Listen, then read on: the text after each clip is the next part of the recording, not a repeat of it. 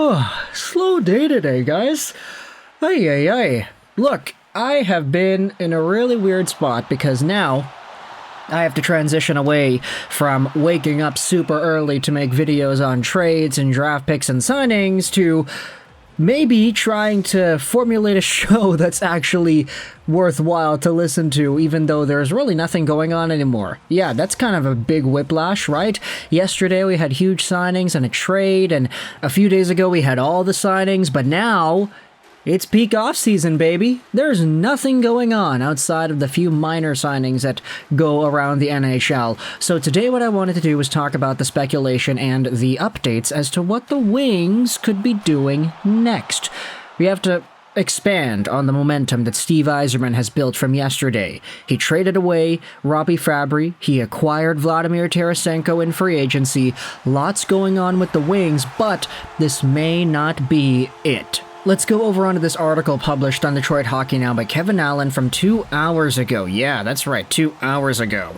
This was the latest Steve Yzerman press conference, and it goes over how the Red Wings could potentially make another move. It is possible here. Let's go out there and review some of the comments made by Steve Yzerman. I would say there's another move possible. We would consider that. I don't have anything on the go at the moment. We kind of tally up the goals in and the goals out. Now, I don't know if he's referring to, like, specifically, oh, Robby Fabbri scored 18 goals last year, so we gotta get that amount of goals to come back into our team. I don't really think that's what he's talking about. I think more so goals as in, like, okay, what is the team looking to accomplish? And, you know, that's kind of self-explanatory there. If Steve Yzerman makes another move, Kevin Allen writes, it could be a trade. Currently, he has just over $20 million left in cap space. He may need every dime to re-sign his RFAs, though: Seider, Raymond, Berggren, and Veleno. We have 4 RFAs today, and we can estimate on a shorter-term deal and on a longer-term deal. Yzerman said, set aside a certain amount of money in the budget for them, and as free agency went along and we're trying to get our own guys signed, we had to tweak things a little bit. But it hasn't changed what we think those 4 players are going to come in at. We will get contracts done with them. It's just a question of when and what term we do on all of them. Now, I like the confidence here out of Steve Yzerman. And that's not really something that's new, right? Of course, we recognize how confident Yzerman has been in his own vision and building his team. The guy doesn't falter. He doesn't have any moment of weakness when speaking to the folks in the media. But it is interesting to me how Steve Yzerman is adamant that not only are the Wings going to sign Raymond, Seider, and Veleno, but he's also confident they're going to sign Berggren. And with all the rumors popping up over the past few months here that Jonathan Berggren is disappointed with his role on the team, how he wants to be more of an impact player, how he wants to be an NHL player, and he doesn't want to be in the AHL doing his thing over there, it does kind of strike me as interesting how Steve Yzerman seems to have a plan for keeping this player around, especially when you acknowledge that, I mean, just a few weeks ago we were talking about rumors saying that he, in particular, wants out? Because if that's the case, then, like, is the guy gonna want to sign an extension? I don't know. If he wants to leave, then I'd be surprised if he did, but either way, Yzerman seems confident they'll be able to get it done. Let's continue with some of the other quotes here. The article then goes out there and talks about how the Wings could use some more scoring and how, when it comes to the new guy in town, Vladimir Tarasenko, he is going to add to the team's goal total. Just looking at it internally, we expect a little bit more out of Raymond and DeBrincat. His shooting percentage for his career was down a little bit last year. The great scoring chances he had hit the bar and they went out. We think that'll contribute a little bit more. I think his expected goals will turn into goals next year, and his numbers will go up. The article also says here that the Wings anticipate Jonathan Berggren to claim a roster spot. Okay, so there is our verdict, and that he does have 20-goal potential. On the back end, Erik Gustafsson will contribute to some offense lost with Shane Gostisbehere and Jake Wallman. Ultimately, hopefully we can keep a few more out of the net, and maybe it nets out in a positive way. Now, I'm just kind of reviewing this article and the quotes here.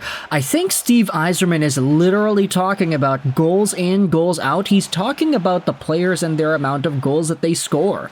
That's kind of the rhetoric that I'm seeing here out of these comments. What an interesting way to go out there and analyze a hockey team. But either way, Stevie Y is not closing the door here. There's a lot of cap space left on the table, still some guys to re-sign, but there is the potential to make some moves and maybe add more to that goals in total that he keeps on talking about here. When it comes to Erik Gustafsson being the Shane Gostisbehere replacement, firstly, I want to say this as well. Good on Shane Gostisbehere for getting the money that he got in Carolina. He went back to a team that he's familiar with a team that, let's be real here, he could be more competitive with the Carolina Hurricanes in the short term than the Detroit Red Wings, so I don't really blame the guy for that. Especially since the Hurricanes were willing to offer him a bunch of money heading into 2027. So good on Shane Gostisbehere for getting that done for himself. Erik Gustafsson has had good days in the past when it comes to producing offense and being a power play quarterback. Although, heading into next season, you gotta wonder who is going to be that power play quarterback. Is it going to be Gustafsson, or do they want Seider to take that role instead? Having Seider on a power play with Tarasenko, Kane, Larkin, and Raymond sounds interesting, but having Gustafsson there too is also an option. So you can let me know your thoughts in the comment section below. What happens with the Red Wings and their power play situation?